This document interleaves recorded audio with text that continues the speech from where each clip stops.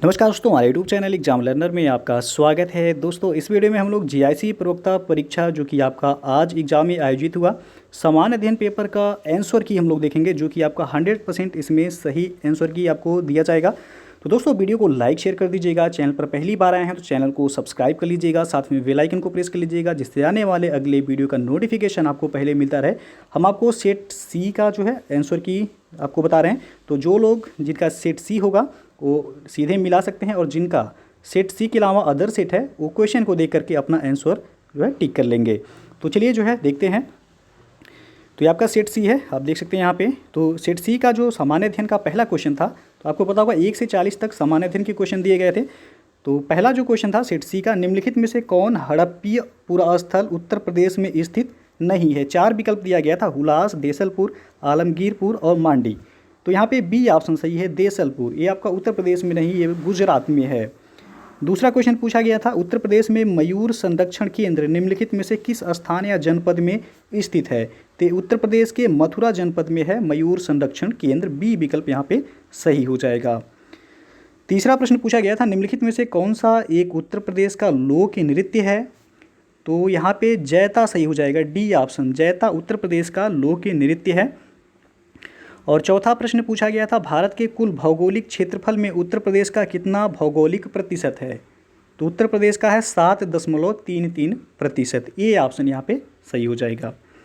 पांचवा प्रश्न था, उत्तर प्रदेश का कौन सा शहर मार्च 2020 को राज्य के जीडीपी और प्रति व्यक्ति आय के मामले में शीर्ष स्थान पर है। तो ये था नोएडा। बी ऑप्शन सही हो जाएगा यहाँ। छठवां प्रश्न है, निम्नलिखित में से उत्तर प्रदेश की कौन सी अनुसूचित जनजाति वाराणसी जनपद में नहीं पाई जाती है।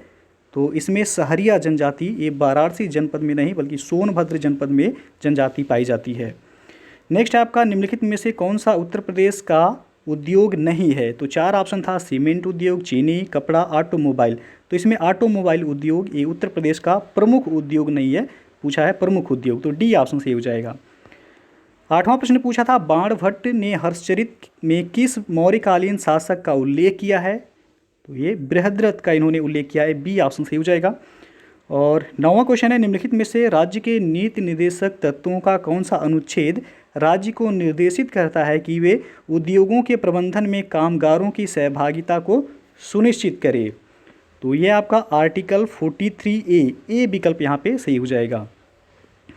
10वां प्रश्न है, पारिस्थितिकीय तंत्र की अवधारणा प्रथम बार दी गई थी किसके द्वारा। तो ए.जी. टांसले के द्वारा दिया गया था। सी ऑप्शन सही हो जाएगा। 11वां क्वेश्चन है, निम्नलिखित में से किस क्षेत्र में मोटे अनाज वाली फसलें उगाई जाती हैं। तो यह निचले क्षेत्रों में उगाई जाती हैं। बी ऑप्शन सही होगा।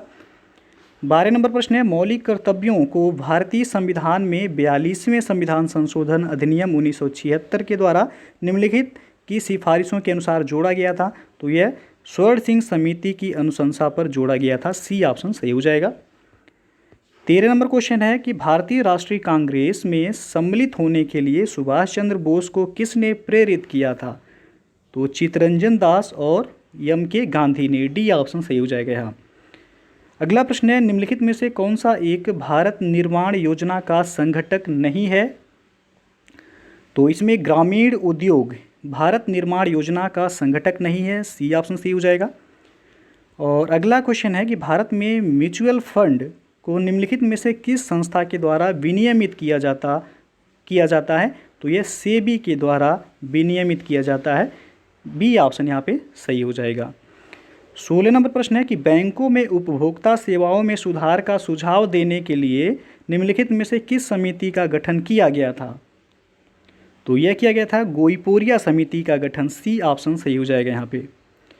17 नंबर प्रश्न है, भारतीय संविधान के निम्नलिखित में से किस अनुच्छेद के तहत उत्तर प्रदेश में महाधिवक्ता की नियुक्ति होती है। तो यह आर्टिकल 165। ए ऑप्शन सही हो जाएगा यहाँ पे। अगला जो प्रश्न है, हड़प्पीय पुरास्थल बनावली किस नदी पर स्थित है। तो यहाँ पे जो सही हो जाएगा बी ऑप्शन, घग्गर नदी। और 19वां क्वेश्चन है, निम्नलिखित में से किस देश से होकर भूमध्य रेखा नहीं गुजरती है। तो यह जाम्बिया से होकर के नहीं गुजरती है। डी ऑप्शन सही होगा यहाँ। और 20वां प्रश्न है, कन्नौज पर महमूद गजनवी के आक्रमण के समय वहाँ का शासक कौन था। तो वह था त्रिलोचन पाल। डी ऑप्शन सही हुआ यहाँ पे। 21वां क्वेश्चन है असामान्यता वायरस वैश्विक रिपोर्ट 2021 प्रकाशित की गई किसके द्वारा? तो यह ऑक्सफैम के द्वारा प्रकाशित किया गया, ये ऑप्शन सही हो जाएगा। 22वां प्रश्न है उत्तर प्रदेश में विधान परिषद वित्त विधेयक को कितने दिन विलंबित कर सकती है? तो 14 दिन तक विलंबित कर सकती है, बी ऑप्शन सही हो जाएगा। 23वां प्रश्न है वर्ष 2021-22 के संघीय बजट प्रस्ताव 6 स्तंभों पर आधारित है, निम्नलिखित में से कौन सा एक उसमें सम्मिलित नहीं है? तो इसमें आपका गाँव की अर्थव्यवस्था का सुदृढ़ीकरण ये सम्मिलित नहीं है, बी विकल्प सही हो जाएगा। और 24वां क्वेश्चन है कि वह कौन सा प्रथम मुगल बादशाह था जो अंग्रेजों का पेंशन भोगी बना? तो वह था शाह आलम, बी ऑप्शन सही होगा यहाँ पे। 25वां प्रश्न है शब्दों के विषम युग्म को चुनिए। तो पहला दिया गया है मृत्यु रोग, अंगूर शराब, दूध मक्खन, पानी, ऑक्सीजन। तो इसमें विषम आपको बताना है, तो ए ऑप्शन यहाँ पे विषम है, मृत्यु और रोग। 26वां प्रश्न है निम्नलिखित में से दिल्ली के किस सुल्तान ने अमानवीय दंड देना बंद कर दिया था? तो ये थे रजिया सुल्तान, ए ऑप्शन सही हो जाएगा यहाँ। 27वां प्रश्न है 12वें वित्त आयोग का अध्यक्ष कौन था? तो वह थे सी रंगराजन, बी ऑप्शन सही हो जाएगा यहाँ पे। और 28वां क्वेश्चन है 1829 के अंग्रेजों के विरुद्ध खासी जनजाति विद्रोह का नेतृत्व किसने किया था? तो यहाँ पे गलत लिखा हुआ है, तीरथ सिंह होगा, तीरोथ सिंह लिखा हुआ है, ए ऑप्शन सही होगा यहाँ पे। और 29वां क्वेश्चन है आरबीआई द्वारा कितने बैंकों पर जुलाई 2021 में नियमों के उल्लंघन के लिए जुर्माना लगाया गया? तो 14 बैंकों पर आरबीआई के द्वारा जुर्माना लगाया गया, ए ऑप्शन सही होगा यहाँ पे। और 30वां प्रश्न है प्रधानमंत्री फसल बीमा योजना शुरू की गई थी कब? तो यह शुरू किया गया था 13 जनवरी 2016 को, सी ऑप्शन सही होगा यहाँ पे। 31वां क्वेश्चन है मध्यकाल में उत्तर प्रदेश के किस जनपद को शिक्षा का केंद्र होने के कारण सिराजे हिंद कहा जाता था? तो यह है जौनपुर, सी ऑप्शन सही हो जाएगा। 32वां प्रश्न है निम्नलिखित में से कौन सी फसल लवण सहिष्णु है? तो यह है आपका चुकंदर, डी ऑप्शन यहाँ पे सही हो जाएगा। 33वां प्रश्न है सौर ऊर्जा का कारण है? तो यह है संलयन प्रक्रिया, ये ऑप्शन सही हो जाएगा। और 34वां प्रश्न था आपका सूची 1 को सूची 2 के साथ मिलान करना है और कूट के माध्यम से बताना था कौन सा विकल्प सही होगा। तो यहाँ एक तरफ खनिज दिया गया था, दूसरी तरफ खदान या खान क्षेत्र दिया गया था। तो इसका जो सही आंसर है 34वें का, तो 34वें का बी ऑप्शन यहाँ पे सही है। ए का हो जाएगा चौथा, लौह एस के लिए है इटावीरा, उसके बाद है बी का तीसरा मैग्नीज के लिए है चियातुरा, और सी का दूसरा हो जाएगा तावा के लिए सडवरी, और बॉक्साइट के लिए हो जाएगा वाइपा। यानी कि 4 3 2 1, यहाँ पे बी ऑप्शन सही होगा। अगला प्रश्न है जीएसटी परिषद का अध्यक्ष कौन है? तो जीएसटी परिषद का अध्यक्ष होते हैं वित्त मंत्री, केंद्रीय वित्त मंत्री, बी ऑप्शन सही हो जाएगा यहाँ। 36वां प्रश्न है ये रीजनिंग से दिया गया था, 80 था यहाँ पे, फिर 29, 14, 6 दिया गया था, 26 दिया गया था, 9 और 4। तो यहाँ आप देख सकते हैं 4 ए वाले कॉलम में, तो 4 और 14, तो 4 में 3 से गुणा किया गया था और 2 जोड़ा गया था, 4 3 12, 2 14। इस तरह यहाँ पे 9 में 3 से गुणा किया गया है, 9 त्रिक हो जाएगा 27 और 2 29। फिर यहाँ 26 और 80 है, तो 26 में 3 से गुणा करेंगे हो जाएगा 78, 78 में 2 जोड़ेंगे 80 हो जाएगा। तो यहाँ पे 6 में आपसे जो है पूछा गया 6 का संबंध किससे हो जाएगा? तो 6 में 3 से गुणा करना है आपको, 6 त्रिक 18 और 2 उसमें ऐड कर देना, कितना हो जाएगा 20। तो इसका 20 सही होगा, सी ऑप्शन। अगला क्वेश्चन था कि खड़ी फसल की कटाई करने से पहले अगली फसल की बुआई करना कहलाता है?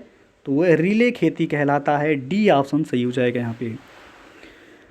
नेक्स्ट क्वेश्चन है निम्नलिखित गुप्तकालीन मंदिरों में से कौन सा उत्तर प्रदेश में अवस्थित है?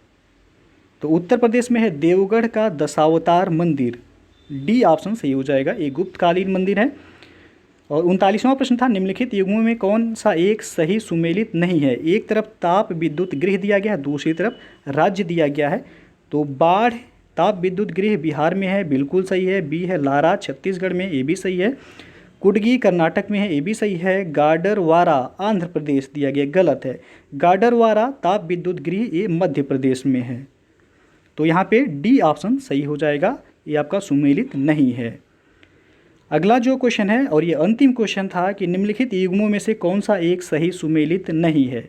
एक तरफ राज्य दिया गया है, दूसरी तरफ राज्यसभा में सीटों की संख्या दी गई है।